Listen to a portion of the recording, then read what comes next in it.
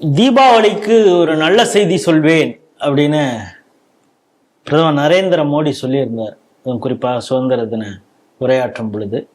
ஆனால் இப்போ அதை ரொம்ப ப்ரீபோன் பண்ணி நவராத்திரியிலிருந்தே அந்த செயல்பாடுக்கு வரப்போகிறது. நேற்று மிக அற்புதமாக ஒரு ப்ரெஸ் மீட்டை கொடுத்துருந்தாங்க நிதியமைச்சர் நிர்மலா சீதாராமன். பார்த்திங்கன்னா மக்கள் அதிகமாக பயன்பாட்டில் இருக்கக்கூடிய பல பொருட்களுக்கு 2 ஸ்லாபு தான் இப்போ ஜிஎஸ்டி இது மறு சீரமைப்பு பண்ணியிருக்காங்க. ஸோ இந்த 12% அப்படிங்கிறத எடுத்துட்டாங்க. 5, 18 எப்பவும் போல ரொம்ப காஸ்ட்லியான அதிகமாக ஒரு இந்த பொருட்களுக்கு மட்டும் எப்பவும் போல இந்த 40%ங்கிறது அது இருக்க போகுது. மற்றபடி இந்த 2 ஸ்லாப் தான் இருக்க போகுது. இதை வைத்து இன்னைக்கு காலையிலேயே சில மீம்ஸ் கிரியேட்டர்ஸ் ஒரு வித்தியாசமான வீடியோலாம் ஏஐ மூலம் போட்டிருந்தாங்க. என்னன்னா, ஹாஸ்பிட்டலில் ராகுல் காந்தி அட்மிட் ஆயிருக்காரு. அவருக்கு டாக்டர்கிட்ட கேட்குறாங்க, ஏதாவது பேசுங்க, ஏதாவது சொல்லுங்க அப்படிங்கிறாங்க. அவர் அப்படியே புத்தி பேதளிச்சது மாதிரியே அப்படியே இருக்கிறார். ஏன்னா அவருக்கு அந்த ஜிஎஸ்டி அந்த அதிர்ச்சியிலேருந்து அவர் ஒன்றும் மீளலை அப்படிங்கிறது. இது பீகார் எலெக்ஷனுக்காக அப்படின்னு எதிர்கட்சிகள் ஒரு பக்கம் சொன்னாலும், அப்புறம் சிதம்பரம் பல கேள்விகளை கேட்டிருக்காரு. இதற்காகவா அதற்காகவான்னு ஒரு 6 ஆப்ஷன்ஸ் எல்லாம் வச்சு அவர் கேள்வி கேட்டிருந்தாரு. நீங்க உங்களுடைய ஒரே நாடு இதெல்லாம் இது சம்பந்தமாக மிக அற்புதமாக என்னென்ன பொருட்களுக்கு என்ன அப்படின்லாம் போட்டிருந்தீங்க. நீங்க இந்த செய்தி எப்படி பாக்குறீங்க? ராகுலுக்கு அதிர்ச்சி, சிதம்பரத்துக்கு அதிர்ச்சி அப்படிங்கிறதெல்லாம் சந்தோஷம் மட்டும் இல்லை. அதாவது இவர்களெல்லாம் இந்த தேசத்தின் மீதும் இந்த ஆட்சியின் மீதும் பொய்யை கட்டமைத்துக் கொண்டிருந்தார்களே, அந்த பொய் பொடி பொடி ஆயிடுத்துங்கிற பயன்தான். அதாவது சிதம்பரம்ங்கிற ஆள் ஏற்கனவே இதே டிவியில் யார் அந்த சிதம்பரம்னு நான் பேசி, அவர் சிதம்பரம் கைதான போது கிட்டத்தட்ட அது 4 லட்சம் வியூ போயிருந்தது. அந்த சிதம்பரத்தினுடைய யோக்கியதை என்னங்கிறத நமக்கு தெரியும். பகல்காம் தாக்குதல்ல வந்தவர்கள் பாகிஸ்தானியர்களா, அவர்கள் தாரான கேட்கிற அளவுக்கு சிதம்பரம் ஒரு யோக்கியர். உள்துறை அமைச்சராக இருந்தவர் சார். அவர் உள்துறையா இருக்கமிருந்தான் காஷ்மீர்ல அந்த இன்டர்லோகேட்டர்ஸ் கொடுத்து இவங்கெல்லாம் போய் காஷ்மீருக்கு முந்திரி பருப்புலாம் உட்காந்து சாப்பிட்டுட்டு இல்ல, அந்த இன்டர்லோகேட்டர்ஸ் என்ன பண்ணினாங்கன்னா, கடைசியில் அவங்களுடைய ரெக்கமெண்டேஷன்ஸ் என்னன்னா, காஷ்மீருக்கு மாநில சுயாட்சிங்கிறது தான் ரெக்கமெண்டேஷனாக இருந்தது. அதெல்லாம் எந்த அளவுக்கு அவங்க கொண்டு போனாங்கிறது தான் நமக்கு தெரியும். காங்கிரஸ் கார்கில கொடுக்கணும், சுயாட்சியின் கார்கில எந்தெந்த ஏரியாவுக்கு கொடுக்கணும் முடிவு பண்ணாங்க அப்படிங்கிற வரைக்கும் நமக்கு தெரியும். இந்த தேசத்தினுடைய வளங்களை அடுத்தவருக்கு கொடுப்பதில் ஆர்வம் காட்டியவர் சிதம்பரம். முடிஞ்சு போச்சு. ஹிந்து டெரர் வார்த்தையை கண்டுபிடிச்சவர். ராகுல் பத்தி சொல்லவே வேண்டாம். அவர் Hindu hate to the core. ஏன்னா அந்த ஆள் சொல்லியிருக்காரு, ஒரு மூர்த்திக்கு எங்க சக்தி இருக்கு, அது மாதிரிதான். அப்படின்னா நாம் கொடுக்கக்கூடிய அந்த கோயில் விக்கிரகங்களுக்கு சக்தி இல்லை என்று ராகுல் காந்தி பேசி இருக்கிறார் என்றால் என்ன அர்த்தம்? அவர் மாற்று மத கொள்கைகளை ஏற்றுக்கொண்டவர் என்றார். அந்த வீடியோலாம் இன்னைக்கு யூடியூப்ல இருக்குமாங்கிறது எனக்கு சந்தேகம். ஏன்னா இந்த காலத்துல இப்படி எடுத்திருப்பார்கள்ங்கிறது நமக்கு தெரியாது. ஆனா பாராளுமன்றத்திலே ஒரு அபயத்துக்கு பல விளக்கங்கள்லாம் சொன்ன சிவன் எதனால அது ஒரு பக்கம். ஆனா இப்ப பாருங்க, ராகுல் காந்திக்கு நான் ஒரே ஒரு விஷயத்துல, நீங்க கேட்ட ஜிஎஸ்டிக்கு வரதுக்கு முன்னாலேயே நான் ஒரே ஒரு விஷயத்துல நான் நிறைய விஷயத்துல நன்றி சொல்லணும். இதுல கண்டிப்பா சொல்லணும். ஏன்னா இந்த சாருக்கு எதிர்த்து அவர் யாத்திரை ஆரம்பிக்கிறதுக்கு முன்னாடி வரைக்கும் என்டிஏ தோல்வியின் விளிம்பில் தான் இருந்தது. பீகார் எல்லா சர்வேயும் ஆக்சுவலா வெற்றி தான் அவங்களுக்கு இருங்க மாதிரிதான் இருந்தது. ஏன்னா பல ஆண்டுகள் நிதிஷ் ஆண்டாச்சு.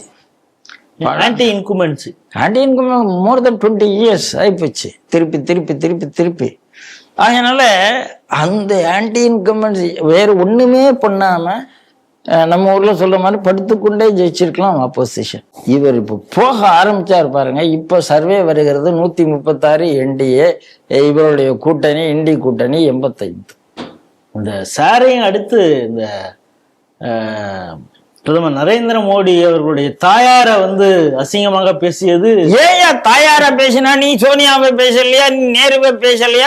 நேருவும் சோனியாவும் அரசியல்ல இருந்தவர்கள், ஆட்டைய போட்டவர்கள். நரேந்திர மோடி அம்மா என்ன பண்ணாங்க? ரெண்டு கம்பாரிசனே தப்ப. அதாவது இன்னைக்கு ஒரு செட்டப் இருக்கிறது எப்படின்னா, ஒரே மாதிரி ட்வீட் காங்கிரஸுடைய எல்லாரும் ஒரே மாதிரி போடுறாங்க.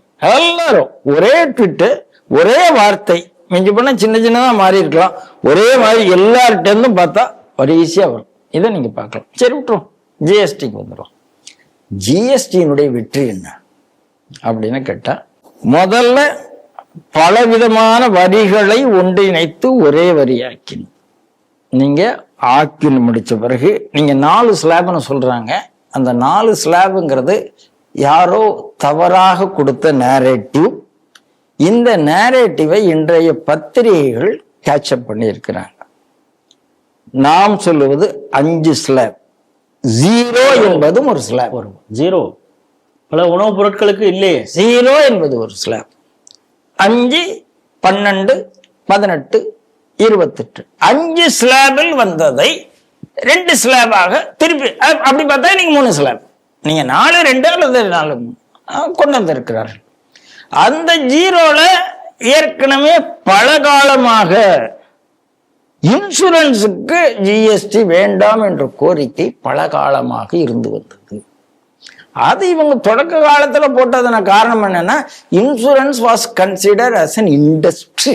அதுதான், அதுல எந்த மாற்று கருத்தும் கிடையாது. இன்சூரன்ஸுங்கிறது நீங்க எனக்கு பணம் கொடுப்பீங்க, நான் உங்களுக்கு ரிட்டர்ன் கொடுப்பேன், அவ்வளவுதான். அது ஒரு வகையான இண்டஸ்ட்ரி தான், அது லாபம் தான். ஆனால் அது உயிர் காக்கக்கூடிய விஷயத்துக்கான இன்சூரன்ஸ், லைஃப் இன்சூரன்ஸ். அப்ப இன்சூரன்ஸுக்கு ஜிஎஸ்டி வேண்டாம் என்ற கோரிக்கை தொடக்கத்தில் இருந்து இன்னைக்கு 0 ஆக்கியிருக்காங்க. ஒரு மாதத்திற்கு முன்னால் நடந்திருந்தா நானே அதுல பெனிஃபிட் ஆயிருக்கு. கிட்டத்தட்ட 2700 ரூபாய் ஜிஎஸ்டி நானே இழந்திருக்கேன். அந்த நேரத்திலே எனக்கு தோணியது, இதுக்கு எப்ப விடிவு வரப்போகுது. நான் என்னுடைய உயிர் காப்பதற்காக ஒரு இன்சூரன்ஸ் போடுறேன், லைஃப் இன்சூரன்ஸ். அது 15,000 அதுதான் வரும். கிட்டத்தட்ட 18,000 19,000 கட்டுறது மாதிரி ஆயிடுச்சு ஜிஎஸ்டியோட சேர்த்து. ஆமா, அதனால அந்த இன்சூரன்ஸுங்கிறது அது ஒரு காரணம். இந்த மாதிரி நிறைய விஷயத்த பண்ணியிருக்கிறாங்க. அக்ரிகல்ச்சர் சைட்ல ஏற்கனவே பண்ணியிருந்தாங்க, இப்பவும் பண்ணியிருக்காங்க. ஆனா தொடக்க காலத்துல இருந்து வெளிநாடுகள்ல இருக்கிற மாதிரி 5% ஜிஎஸ்டிக்கு மேல இந்தியால இருக்கவே கூடாது என்ற கோரிக்கை இருந்து கொண்டே இருந்தது. ஆனால் நீங்க நினைக்கிற மாதிரி அப்படி பண்ண முடியாது, உடனே பண்ண முடியாது. ஏன் இதே இத்தனை நாள் கழிச்சு தான் நம்ம பண்ணல. இது இல்ல பாருங்க, இந்திர ஆட்சியில 67%, 97% இருந்திருக்கு. நீங்க நம்ம ராஜா அண்ணன் சொல்றதை நீங்க கேட்டீங்கன்னா எந்த பீரியட்ல என்ன வந்திருக்கும் தெரியும். அதாவது சோசியலிஸ்ட் பீரியட் வருது, மோசமான டாக்ஸ் பீரியட். அதாவது லைசன்ஸ் ராஜ், டாக்ஸ் ரிஜிம், இது எல்லாம் எப்ப இருந்ததுன்னா காங்கிரஸ் பீரியட்ல இருந்து. இந்த ஜிஎஸ்டிங்கிறத கொண்டு வந்து பேசி பல கட்டத்துக்கு அப்புறம் இதுல பெரிய கிரெடிட் யாருக்காவது கொடுக்க வேண்டும் என்றால் அது மறைந்த அருண் ஜேட்லிக்கு தான். அவர் தான் எல்லாத்தையும் வச்சு பேசி பேசி பேசி பேசி கொண்டு வந்து ஒரு ஜிஎஸ்டியை பண்ணி 5 ஸ்லாப்ல கொண்டு வந்தார். இன்னைக்கு இந்த ஜிஎஸ்டி வந்ததுனால பெரிய லாபம் என்று நான் சொல்லுவது, அதுக்கு முன்னால் நான் ஏற்கனவே சொல்லியிருக்கேன், இந்த பட்ஜெட்ல பட்ஜெட்டுக்கு முன்னாலே எக்கனாமிக் சர்வே வரும். இந்த எக்கனாமிக் சர்வே வரும்போது தான் ஒரு வருஷத்துல நாம என்ன பண்ணியிருக்கோங்கிறதே தெரியும். வரவென்ன செலவென்ன, எங்க செலவு ஆகல எங்க. ஆனா ஜிஎஸ்டி வந்த பிறகு மாதம் மாதம் நமக்கு என்ன வருமானம் என்று தெரிந்தது. அந்த வருமானத்தை வளர்ச்சி திட்டங்களுக்கு உடனடியாக நாம மாற்ற முடிந்தது. முன்னால் நமக்கு வருமானமும் தெரியாது, இதுவும் தெரியாது. இந்த வருஷம் அதாவது அந்த செட்டப்பே ஒரு தவறான செட்டப். 2வது விஷயம், ஜிஎஸ்டி வந்த பிறகு ஒவ்வொரு மனிதருக்கும் தான் என்ன வரி கட்டுகிறோம் என்பது வெளிப்படைத்தன்மை வந்தது. இன்னும் சொல்ல போனா பல கம்பெனிகள் ஆர்கனைஸ்டா ஆனதே ஜிஎஸ்டி வச்சுதான். ஜிஎஸ்டியை வச்சுதான். அப்ப எப்பயோ ஒரு தடவை டாக்ஸ் கட்டிட்டு இருந்தாங்க. ஆமா, அது மட்டும் இல்ல சார், நீங்க 10 துறைகள்ல டாக்ஸ் கட்டத்துக்கும் அந்த 10 அதிகாரிகளுக்கும் இவங்க பதில் சொல்லி இவங்க அலைஞ்ச அழைப்பும் ஒவ்வொன்றுக்கும் போயிட்டு வந்தது, இதெல்லாம் நிறைய கதை இருக்கு. இதெல்லாம் நம்ம சொல்லி இருக்கோம். இப்போ எவாலுவேஷன் ஒவ்வொன்னா மாறி மாறி மாறி வந்து இதுல என்ன வேடிக்கை தெரியுமா? கப்பர் டாக்ஸ், ஜிஎஸ்டி என்றால் அப்படி, ஜிஎஸ்டி என்றால் இப்படி, எனக்கு பணமே வரல. இந்த பாருங்க, உண்மையில சொன்னா 29 பைசா அரசாங்கம் நாங்க, 29 பைசா தான் உண்மையிலே மத்திய அரசுக்கு போகிறது. ஏன்னா 50-50 ஸ்டேட்டுக்கு வந்துடுது. பாக்கி ஜிஎஸ்டில உங்களுக்கு இதுக்கு வருது. அப்படி ரிவர்ஸ் பண்ணி போட்டாங்க திமுக காரங்க, பொய் சொன்னவங்க. அப்படி ரிவர்ஸ் பண்ணி 29 பைசா மத்திய அரசு, என்ன 29 பைசா தான் நீ விடுங்க, அதான் உண்மை. அப்படியே மாத்தி எல்லா பொய்யும் சொன்னாங்க. சரி விட்டுருங்க. இப்போ எல்லாத்தையும் பண்ணி எல்லாத்தையும் குறைச்ச உடனே ஐயோ எங்களுக்கு வருவாய் இழப்பு இருக்கிறதே, வருவாய் இழப்பு இருக்கிறதே, வருவாய் இழப்பு, எங்களுக்கு என்ன, எங்க உரிமை என்ன? சார், ஜிஎஸ்டி வந்த பிறகும் வந்த போதும் வருவாய் இழப்பு இருந்தது. அந்த வருவாய் இழப்பையும் 1 வருஷத்துக்கு அரசாங்கம் கொடுத்து நீ சரி பண்ணணும் கொடுத்தது. அப்பவும் எங்களுக்கு எக்ஸம்ஷன் இன்னும் கூட்டணும்லாம் சொன்னாங்க, நடந்தது. இப்ப திருப்பி வருவாய் இழப்பு. அதாவது நீங்க ஆகினால ஜிஎஸ்டியை குறைக்க கூடாது, இது அடுத்த பிரச்சனை. நீங்க தானே சார் இத்தனை நாள ஜிஎஸ்டியை குறைக்கணும் சொன்னீங்க. இன்னைக்கு குறைச்ச உடனே குறைக்காத வேணும்னா திமுக அரசாங்கம் தனக்கு தைரியம் இருக்குமானால் எல்லாத்துக்கும் போராட்டம் நடக்கும்ல. வள்ளுவர் கோட்டத்திலையும் சென்ட்ரல் ஸ்டேஷனுக்கு முன்னாலையும் ஜிஎஸ்டி வரியை குறைக்காதே ஒரு போராட்டம் நடத்திட்டுமே, யாரும் வேண்டான்னு. திருப்பூர்ல போய் நடத்து, ஜிஎஸ்டியை குறைக்காதேன்னு. எதுக்கோ நடத்திருக்கல நேத்து முந்தானத்து. அதாவது என்ன பொய் சொல்லியிருக்க அங்க போய். அதாவது இந்த டெக்ஸ்டைல் இண்டஸ்ட்ரிக்கு 50% வரி போட்டது, அவர் போட்டதனுடைய காரணம் திருப்பூர் செத்து போய்விட்டது. திருப்பூருக்காகத்தான் போட்டு விட்டார். அது எப்படி திருப்பூருக்காக போடுவாரு? இந்தியால அவங்களுடைய அக்ரிகல்ச்சர் ப்ராடக்ட கொண்டு வராங்க, டைரி ப்ராடக்ட கொண்டு வராங்க. இந்த கண்டிஷனை ஏற்காமல் நாம 50% வந்தா அப்ப திருப்பூர்ல உள்ளவங்க சேர்த்தானே நம்ம கூட சேர்ந்து செயல் பண்ணி ஆகணும். அவன் மட்டும் தனியா இந்தியாவில இருந்து வெளியே போயிட்டானா? ட்ரம்ப்பே ஆச்சரியப்பட்டார், 50 நாள்ல நமக்கு நல்ல சர்டிபிகேட் அங்கிருந்து கிடைச்சிருச்சுன்னு. எதிர்கட்சி ஒரு பத்திரிகைங்க, ஆனந்த விகடன் ஒரு போக்கற்ற பத்திரிகை, ட்ரம்ப்கிட்ட இவர் கை கட்டி நிக்கிற மாதிரி ஒரு கார்ட்டூன் போட்டான். இன்னைக்கு ட்ரம்ப் செய்யறது ரைட்டுன்னு சொல்லிட்டு மோடி செய்யறது தப்புன்னு பத்திரிகை. என்னங்க நீங்க பத்திரிகை உங்களுக்கு? அப்போ இன்னைக்கு ட்ரம்போட நிமிர்ந்து நிற்கிறார் மோடி, பாராட்டணும்னு ஆனந்த விகடன் எழுத முடியலையே. அன்றைக்கும் அது ஜிகாத்திகள் கையில் இருக்கிறது, இன்றைக்கும் ஜிகாத்திகள் கையில், என்றைக்குமே அது மோடியை பேசாதுங்கிறதுனாலதான் ஆனந்த விகடன். என்னைக்காவது மோடியை பேச முடியுமா? முடியாது. அதனுடைய நிர்வாகம் யார் கையில் இருக்கிறது என்றால் ஜிகாத்திகளுடைய கையில் இருக்கிறது. அப்படித்தான் நான் பார்க்கிறேன். அதான் ஒண்ணு. அதனால அவங்க எழுத முடியாது. அன்னைக்கு அப்படி பேசிட்டு இன்னைக்கு இப்ப ஜிஎஸ்டி இவ்வளவு குறைந்ததன் காரணமாக எங்களுக்கு இழப்பீட்டு நிதி அதெல்லாம் யோசிப்போம்னு சொல்லிட்டேன். ஆனால் சுதந்திர தினத்துல மோடி அறிவித்தார், உங்களுக்கு தீபாவளிக்கு நல்ல செய்தி வரும், சீக்கிரம் பண்ணிட்டார். ஒண்ணு. அப்போ அவர் சீக்கிரம் பண்ணதுனால நீங்க என்ன நினைக்கிறீங்க, பீகாருக்கு பண்ணிட்டாரு நீங்க? இல்ல மோடியினுடைய இந்தியாவுக்கு தானே ஜிஎஸ்டிங்கிறது. இல்லைங்க, மோடியினுடைய ஸ்பெஷாலிட்டியே அவர் டார்கெட் வைத்தார், அதுக்கு முன்னால முடிக்கிறது தான் அவர் டார்கெட். தீபாவளி. ஆனா அவர் தீபாவளிக்கு முடிக்கிறோம் சொன்ன உடனே அதிகாரிகள் செப்டம்பர்ல முடிக்கிறாங்க. இதுதான் நம்ம மோடியினுடைய அரசாங்கத்தினுடைய ஒரு விஷயம்.